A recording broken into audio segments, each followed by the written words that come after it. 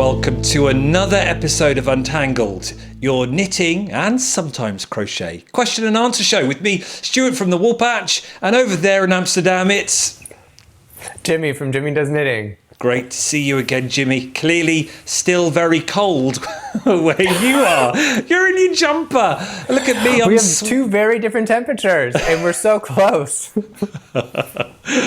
Oh dear. Welcome back, everyone. We're back on it. It's so good to be talking knitting and crochet. We've got some great questions coming up for you. One of them, question 2, is more a visual one. So I'm sorry if you're listening to it as you're walking the dog or in the car. But Jimmy, I'm sure, will do some excellent commentary as I show visual viewers how to fix some cables. But anyway, let's go for it. Question 1, Jimmy. When you realise the sleeves on a pattern are turning out far too long for you, how do you work out where to shorten them and how much to decrease? Thank you, Jenny from Bury in Suffolk. Actually, a very good question, this, Jimmy, because many of my customers will come in and they'll say something like, oh, yeah, I love knitting that, but I don't really wear it because the sleeves are too big. And I'm like, what? Surely you adapted the knitting of the sleeves to suit you, but I think many people perhaps are frightened of coming off pattern because, as Jenny says, perhaps don't know where or when to make those adjustments. So come on, enlighten us all. There are just so many answers to this question, unfortunately. No. I will try to keep it brief. First of all, any pattern worth its salt should have measurements to it. And as somebody who its body does not necessarily fit typical size measurements, you know, all of these are graded to a standard person, whether it be a male or a female or unisex or whatever the designer deems it to be. There's like a, you know, standard. And your body is probably not that standard. I don't care who you are. So there should be measurements. Now, I can tell specifically if the sleeves are going to be too short or too long. My general way of doing it is just wholly recalculating the sleeve decreases. And what that's a little bit more involved, but I think that you can do it. You need to know your row gauge, you need to know your stitch gauge, and then essentially start with, you know, what size you want the cuff to be, what size you need the armhole to be, and then decrease or figure out how many decreases per the length. I don't know if we're going to get into that math today. Probably not. But we can, I guess, if we want to. But there are some easier solutions. If you are knitting top down, this is going to be easier than knitting bottom up or pieced. If you're knitting top down, you have a couple of solutions. One, you can start decreasing more rapidly. So in like this part of the knit, you can just go at a quicker pace. So if it says decrease every 7th row, you could do every 5th row or something like that. Another option is right before the cuff, which should be, I don't know, however the specified length is before the end. You could do a rapid decrease. So where this line is right here, you could do rapid decreases to your cuff length. Now that will change the sleeve shape slightly, make it a little bit more balloony, but it will get you down to the cuff circumference that is required. So I think those are the two easiest. And likewise, if you're knitting bottom up and you realize the sleeves are too long, you can do increases at a more rapid rate to get you sort of at what you need. And you can usually figure that out. Okay. So those are the easiest answers. Do you have anything that you think of aside from that? No. I think, what about if you're knitting flat, like many of my customers will be? They'll be knitting flat and they've got their sleeve pattern, so they've done their rib cast on and they're about to go up like that. So if they want it longer, they just carry on knitting, do they?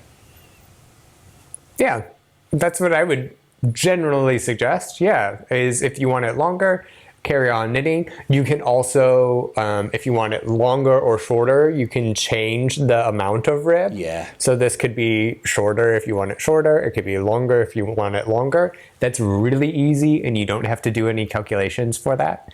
But I would say generally, measure a sweater that you like, that has a similar construction, that you know fits you well, and that gets you the measurements of what you need. So if the pattern says 15 inches, but your favorite sweater is, 18 inches on the underarm seam, then make it 18. So that's a classic me. So when Irene knits for me, she knows I'm 18 inches in my arm. She's like, oh, you've got such long arms, Stuart. So when she's... you normally go up a little, and then the increases start like that with a flat pattern, doesn't it? Mm-hmm. But she'll put on more just past the wrist. So she'll put on more there, and then she'll go to the pattern, and then of course she'll get to the end ready, which is obviously the right size for the armhole.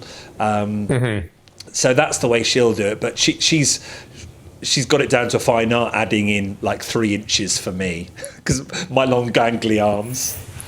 I have to do it too. The patterns aren't written for people like me with longer arms. So yeah, it's something that happens all the time. And I think that, it's a custom knit garment. You can make it the way that it fits you, and there's no reason why it shouldn't. And if you need help with math, I know that Roxanne Richardson, who we all love, will give you sleeve math, or 1,000 different people on YouTube will also give you sleeve math if you really want to make it that much better. And more often than not, I think sleeves in most patterns, old school patterns that I see at my shop, they are normally way too long. So I know a lot of my ladies like, oh, I don't want long sleeves, I don't want the cuffs, because I end up rolling them back anyway. So they like them perhaps sitting a bit shorter. So I can understand why Jen has asked that, wanting it a bit shorter. So I hope that's helped for sure. But you're right. Go to Roxanne Richardson on YouTube. She's bound to have done a tutorial on it. And in fact, she's probably done one that we're now going to talk about. Let's go to the next question. Arthur, Ely in the UK. If someone, this question made me laugh. If someone were to have made a cable cross the wrong way and not noticed it for about 16 rows of knitting because they were watching reruns of Gilmore Girls and maybe had a glass or two of wine, is there a way to drop down to fix this the morning after, or is it a long tink back to the mistake? Of course, Arthur, entirely hypothetical. Absolutely. First of all, Jimmy, let's just say a quick answer for you. Would you drop down or would you tink back? It depends on the complexity of the cable, but I would probably drop down. Okay. And so it happens to everybody, Arthur. I've done it. Stuart's done it. It's all right. Yeah. Absolutely, because it's so easily done. Someone could have just spoken to you, whatever, and just lost concentration. Well, Arthur, it just so happens you're in luck because on my needles I am doing the Echo from Marcus. Brilliant. I'll try and put the pattern in the link in the description below. If I push this button, it is it was a short-sleeved tee jumper. Now mine currently looks a mess because it's in the round, and I'm playing around with the needles because I can't be bothered to put stoppers in, so it's doubled over on itself. But look it's a beautiful but simple cable pattern. One cable left over right all the time that's just repeated there's 5 stocking stitch in the middle. You have your usual purls either side, and then I'll do another one, 5, and then another one. And I don't have to do a cable for only every 10 rows. So there's an awful lot of straightforward stocking stitch. So as Jimmy was saying, if you've got to drop down to fix a mistake, this one is probably an easy one to do because of all the stocking stitch plainness in the middle. Would you say that's right, Jimmy? You said that's an easy one to drop down? Yeah, for sure. It's a really good one to practice on if you knit like a little swatch and you want to do something with that. Because there will be some cable patterns that will have loads next door to each other. So then it just perhaps makes it all a bit harder, doesn't it? So I have, Arthur, made a boo-boo whilst I was watching. I don't know what I was watching actually. But yes, look, we're going to try and do it. There it is. This cable, so it's left over right, and then we've got a right over. That's completely wrong. Okay, though saying that from a distance, you wouldn't actually really know, Jimmy, would you? You would notice that. It looks like a little snake. Yeah, but there is on the front, and this is my my head's here. This is my left pec. This is my right pec. So that probably would be blatantly obvious. So we're going to drop down, everyone, and I'm going to try and do it. But Jimmy's probably going to talk because I'm not very good at talking and knitting at the same time. So first of all, though, I've realised my mistake, and that's about 7 rows down. I'm just going to tink back because you only want to drop the stitches in the cable set. So I'm going to drop, mine's a 3 and 3, so 6. So I'm going to drop them between that purl and that purl. And then Jimmy can try and talk as I do it. So I'm just going to tink back to that part. Yeah, so this is a good one, and I think this is a great example because you only have those 6 stitches to contend with, those 6 dropped stitches. Now, a little tip, which I don't know if Stuart's going to pull them out or not, but I find this to be really helpful with double-pointed needles when you work this stitch. So right now, I believe he's going to take off those next 6 loops from the needle and then essentially undo until he gets to the cross. That is exactly it. So there's my 6 stitches. This is cotton. So these stitches don't really move so much. If it was wool, it actually might even be toothier and really, really stick. So you might have to tug quite a lot. So I'm not too worried about these stitches dropping down below. But if you wanted to, you could put in a lifeline in these stocking stitches here, or put in a double pointed needle and go across and pick them all up if you were worried that your stitches were going to drop down too far. But yeah, let's rip these out.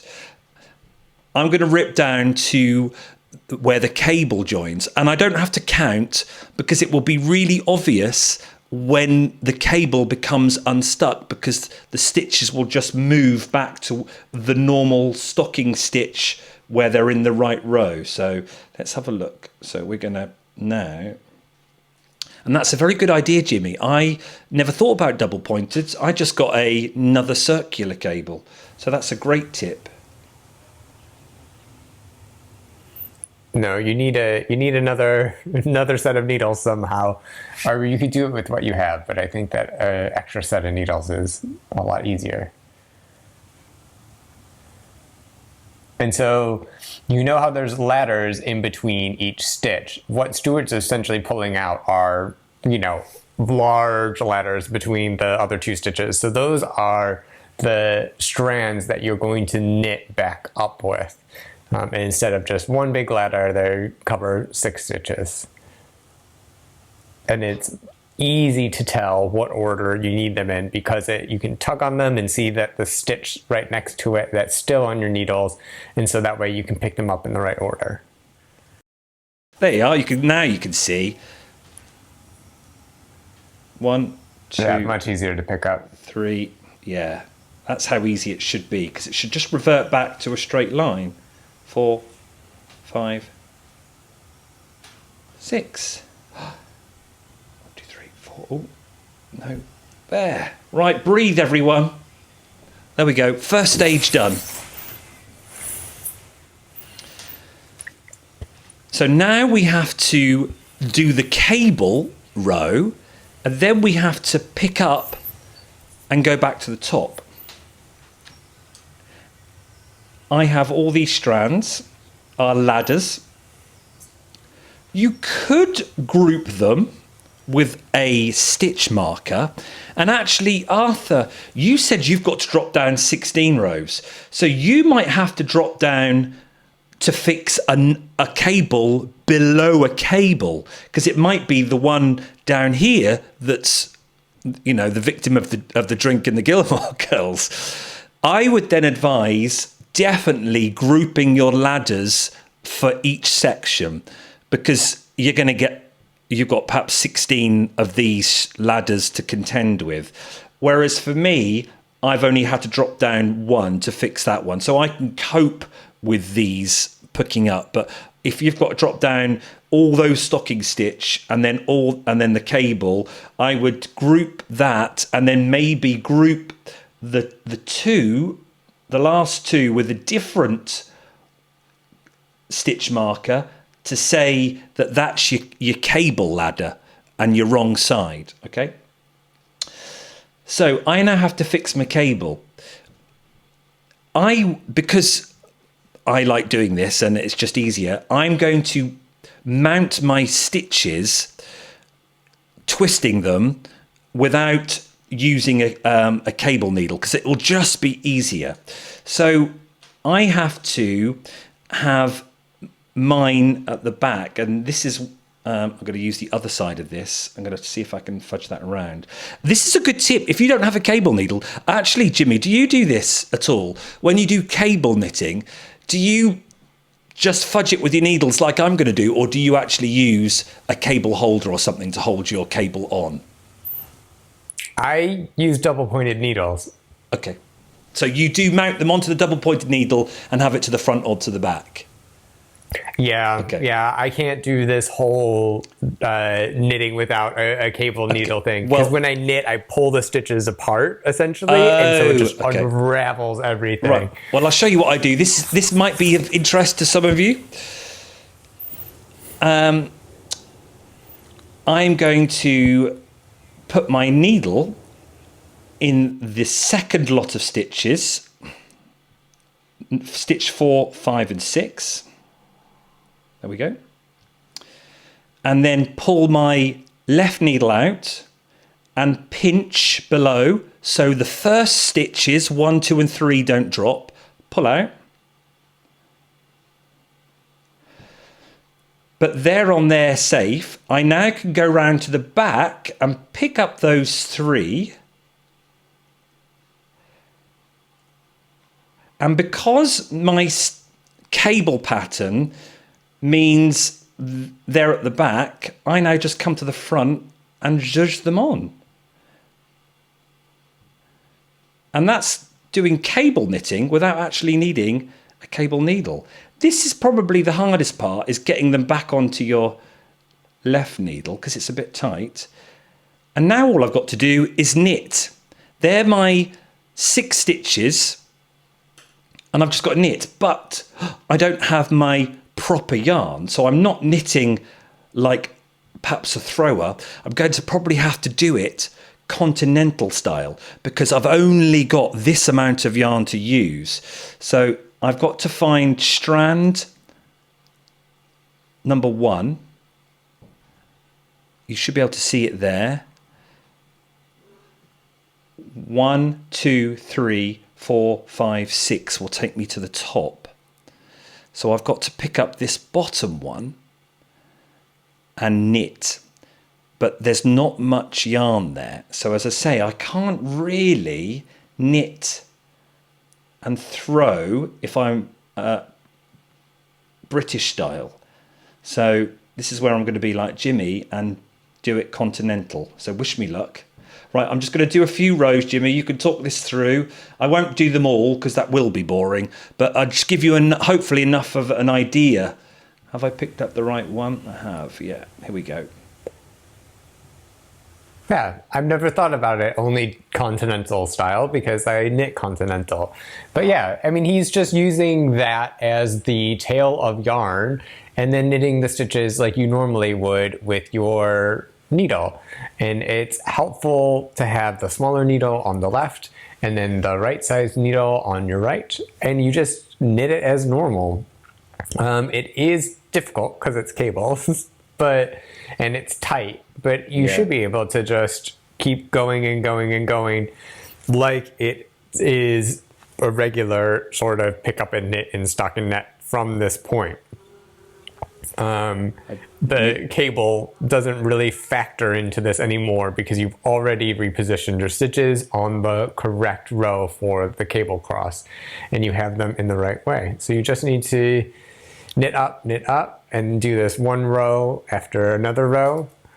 You can also do the trick with the crochet hook and just do one at a time, like work all the stitch number 6 or stitch number 5. Oh, that's a brilliant idea. 4.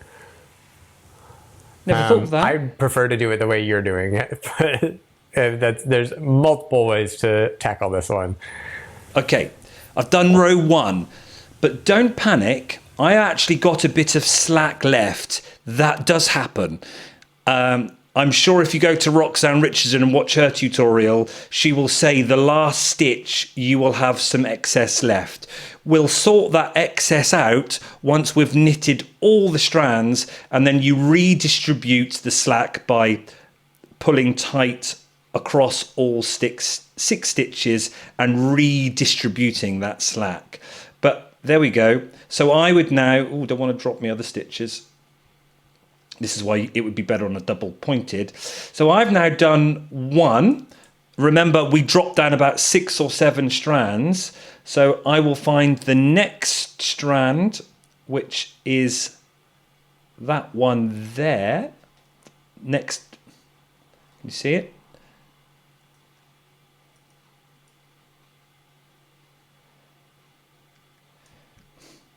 And do exactly the same again. Okay, so I'm going to have to judge those. This is where you need a double pointed needle because they're now on the one, but I will just judge them over and then repeat. But yeah, your tip for a double pointed needle, Jimmy, is brilliant. I've rediscovered double pointed needles in my knitting. At first I was like, I don't need them, they're old fashioned, but they're really quite handy, and I've started to get more and more. So I'll just do a couple more stitches just to show again. So I'm now going to, I've picked up the second ladder, and continental style is the easiest way. I love your idea about the crochet hook. I know you love a crochet hook, that's why I mentioned it. And through. Can you see? 3, 4. Because this is normal knitting now, because the cable was done on that first row when I prepped them ready. There we go. But if you had a double pointed needle, you would just zhuzh it to the other way, other side, and ready to go again. So I'm gonna move them back, and then I'll carry that on tonight after we've finished recording. I've really enjoyed this pattern, Jimmy. It's been great fun to do. It looks like a really nice pattern. Well, he has really good stuff. It's one of those. Let me zoom out a bit. There we go. I hope that helped. Let's zoom out. But where it was one of those where you start with the back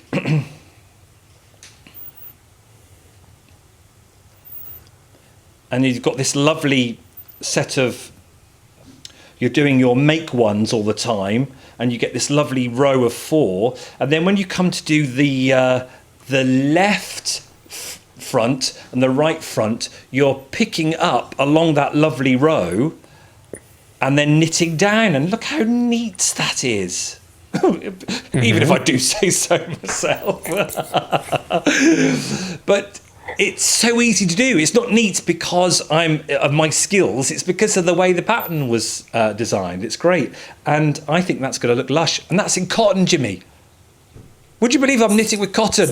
I believe you are. I would be surprised if I was knitting with cotton. There's no way. But it looks great, Stuart. Thank you. I hope that helped, Arthur. Go to Roxanne Richardson, put in fixing cable. She will pop up. I've already had a look. I have one other thing. Oh, go on. There's another trick. Thanks to, I was talking to Dario of Rosso Cardinale. Yes. And he was like, you can just duplicate stitch on top. If you don't want to fix it, just duplicate stitch on top the other way. No one will be any the wiser. That is so you don't have to go through all that step. That is absolute genius. There you go, Arthur. Let us know which one you do. The duplicate stitch, or are you going to take down your 16 rows? Make sure you've got those stitch markers handy, though, because you're going to have a lot of bars, a lot of ladders. That will drive you potty. Superb question, though. And that's what we like to do. Maybe go into detail if we can, because we do have time. I know it's not too good listening to it, but Jimmy, you did great there for the voiceover people. We try. Okay, question 2. That was question 2. Brilliant. Okay. Holly from Naugatuck, Connecticut. Wonderful. Here we go. I used an Italian sewn bind off on a summer top recently. The yarn was that's a typo from me. The yarn was a linen cotton blend of good quality. The hem required planning in order to have the right length of yarn, and I did that okay. But close to the end, I noticed my yarn was fraying and weakening with every pull through the hem. Lord, I have no idea what's going on here. You'll have to help out. It eventually broke, oh no, leaving me with not enough yarn to finish, having to pull out the bound off yarn so that I could attach the ends. Frustrating. I can feel your pain, Holly. Where did I go wrong? Okay, I don't know how you want to answer that, whether you want to explain what's going on, Jimmy, or just say, where did she go wrong? If she did go wrong. She did not go wrong. Hey, first of all, Holly, you're fine. You did not do anything wrong. It happens. So let's start from the beginning, because there's a lot to that. So this is, well, an Italian cast on, but it looks the same. And so it's the, actually this different color is perfect for it, because this is the cast on part, but the bind off and the cast on look the same. And what it essentially is in terms of a bind off is you have this ribbing and you like separate it into like 2. And then you essentially Kitchener stitch it so it interlocks and has a nice rolled hem on the bind off. And it's used for 1x1 ribbing. There's a 2x2 ribbing variation. It's a little bit different, but yeah. So what you do is you have this nice, beautiful rolled hem. I love it on a cuffs. Yeah. I love it on a collar because it just feels good, and I think it looks nice and professional, and like it doesn't have that like harsh edge. So that's what an Italian bind off is. And I do this, it's my preferred bind off for actually 1x1 and 2x2 rib. And I absolutely love it. So I have a lot of experience with this. And the issue is you're pulling yarn to do it. After the setup, you need to cut off a length of yarn 3 to 4 times the size of the circumference. And that's because that's how much yarn you need to weave it in. And so there's a set sequence or whatever that you use to weave it in. But if you're doing it on something like this hem right here, you have hundreds of stitches that you're weaving it in on. And as you go through all the stitches, pull through, go through, pull through, go through, pull through, and you have to enter and exit every stitch twice, it wears on the yarn. And so that's what's causing the break, is the actual technique. And well, sometimes it's the yarn, but really it's just the technique.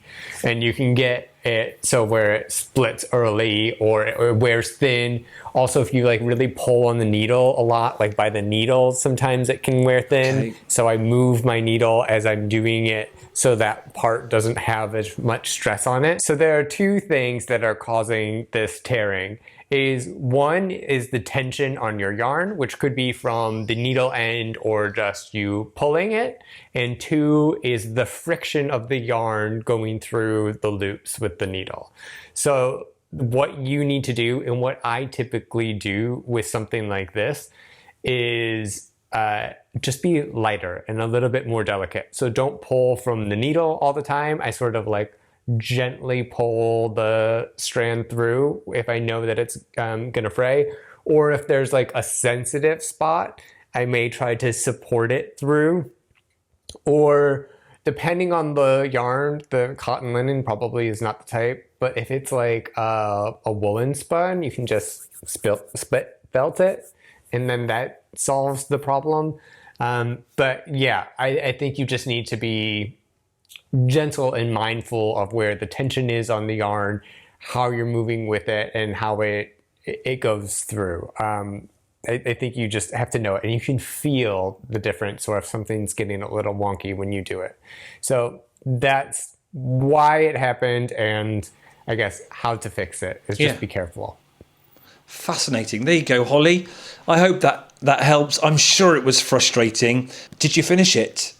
Is it looking marvellous now? Let us know if so. It's worth it. It's a little bit more work, but it's definitely worth it. Yes. Well, you say that's the only one you do now, is it? It's my preferred one. Yeah. Oh, brilliant. I might have to do that sometime. When we start getting into winter and start doing some proper, like jumper knitting. I'm just doing slipovers at the moment. I've just finished a test knit, a vest top, very much like this, but without the polo, for Kelly, who is the cocky crocheter, who sent us in a question a couple of episodes ago, and I finished it. Isn't it weird? I called it a test knit, but it's crochet. But it sounds odd saying test crochet, because you're so used to saying I'm doing a test knit. As if it's one word, test knit. And I hopefully will be wearing that on the next podcast because I've finished it. I've taken some pictures of me in it, and it's kind of summery because it's a mesh. That'll be good. Looking good. Are you having much of a summer left there? Over the next, is it supposed to be hot over August? Late July? I think it's going to get a little warmer still. I mean, I'm in a worsted weight merino right now, but it will get warmer in the summer. But let's not forget, though, we joke about being in a woolly jumper. That's the beauty of wool, though, isn't it? It still keeps you cool. You're not hot in that, are you? No, I'm quite comfortable. Yeah, there you go, because it's wool. The wonders of wool. Oh, it's great to be back again. I love our little show, Jimmy. Thank you very much for your time and your expertise. There we go. If you've enjoyed it, let us know in the comments below. If you've got a question, we can cover pretty much everything with our years of experience between us. Jimmy as a knitwear designer, as me as a yarn shop owner. Come on, put a question to us. And if we can't help, we know many people on YouTube who probably can. Right. There we are. Let's go out into the garden and open a glass or something, hey? Sounds good. Cheers, everyone. Thanks. See you, Jimmy. Bye. Thanks, bye.